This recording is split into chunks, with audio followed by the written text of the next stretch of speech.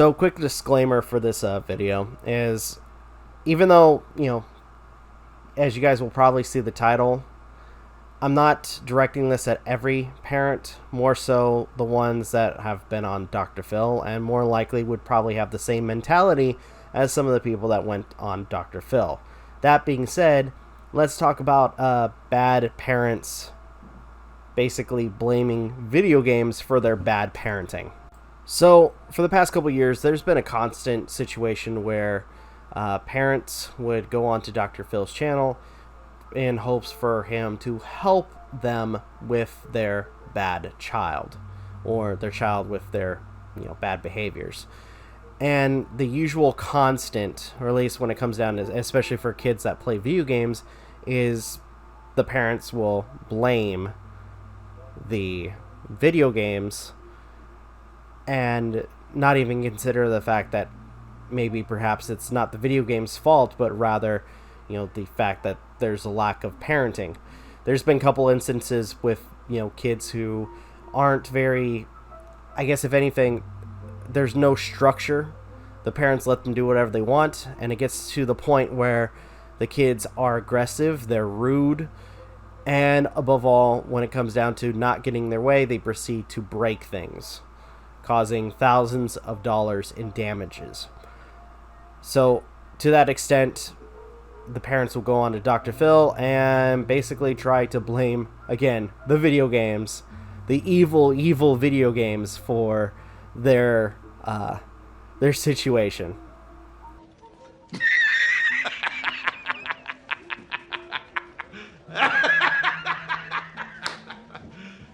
You serious? Now, I'm sure we're going to have a couple of those people that are going to just immediately assume that I'm only saying these things because I want to protect video games, and I'm using quotes. But in reality, I'm kind of responding to the situation of, people who have kids and unfortunately aren't doing everything that they should be doing in order to, take care of their child.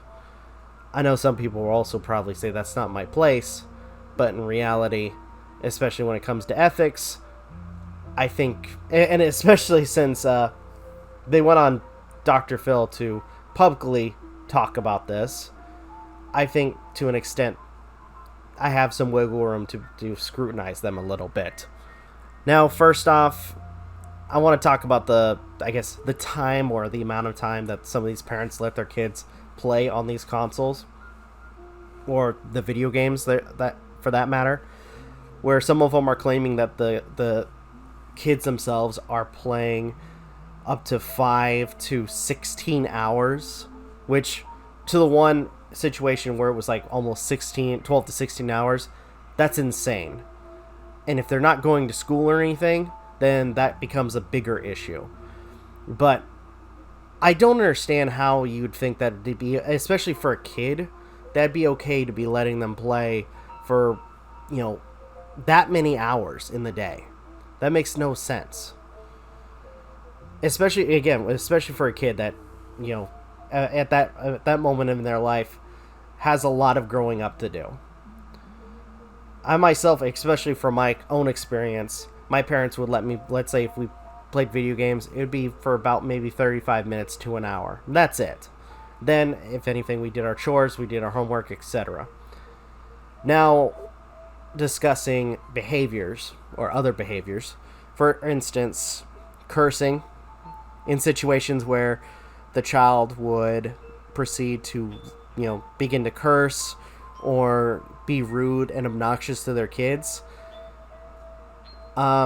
There should be zero tolerance for that, especially for your own kid. If you're allowing that behavior, then that's not the video game's fault. That's your own fault for not doing something, especially when the kid is acting that way.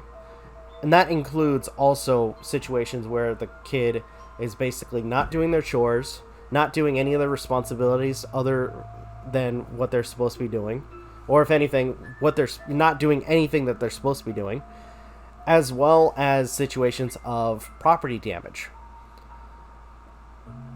If you're allowing that behavior, then again, that's on you guys. You can't be blaming the video games for something that you ultimately have control over.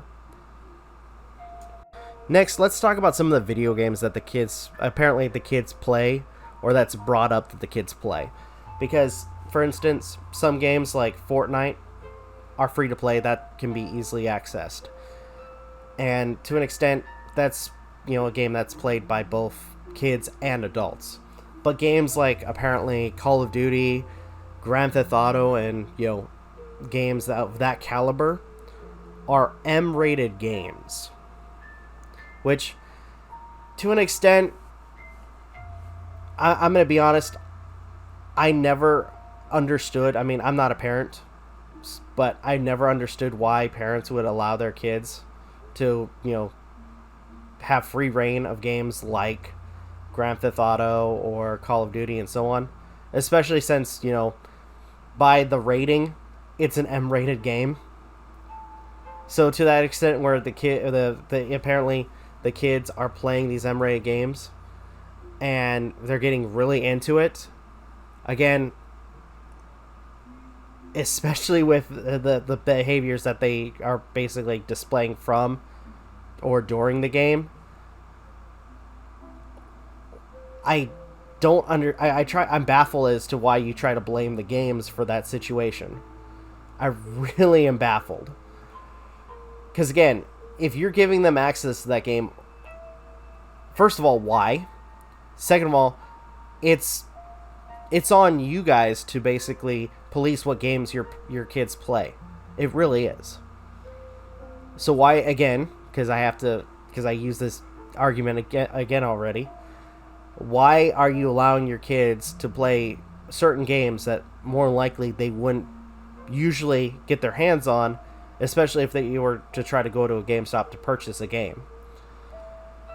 Because, again, Call of Duty, Grand Theft Auto, those are M-rated games. That means mature, for mature audiences. And they even, in the rating box, tells you exactly why they are rated those in that situation.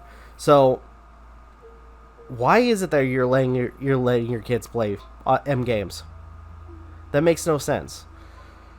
Now, another thing too is, at least in some situations, at least some people have the transparency to, especially when they go on Dr. Phil and called out by Dr. Phil, are basically transparent to realize what, or at least bring up the fact that they aren't good parents in some situations with Dr. Phil, where they talk about how they're the only person who basically is doing anything for the family, and all they do, especially when it comes down to parenting their kid, is just sitting the kid in front of the screen and letting them play video games for God knows how many hours after, I guess, working for a period of time.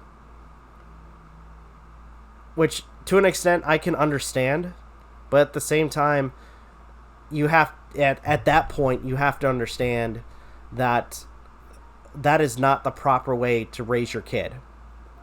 Just sitting them down and having them play non-stop on the video games. It really isn't. Now, to play devil's advocate, there are situations that are addressed in the Dr. Phil specials where apparently some of the fathers are kind of, at least in one case, one of them is dealing with mental health and not present. But in another situation, which is ridiculous to say the least, you have certain parents who, especially with how bad their kids are acting, don't want to get involved and just go off and hide.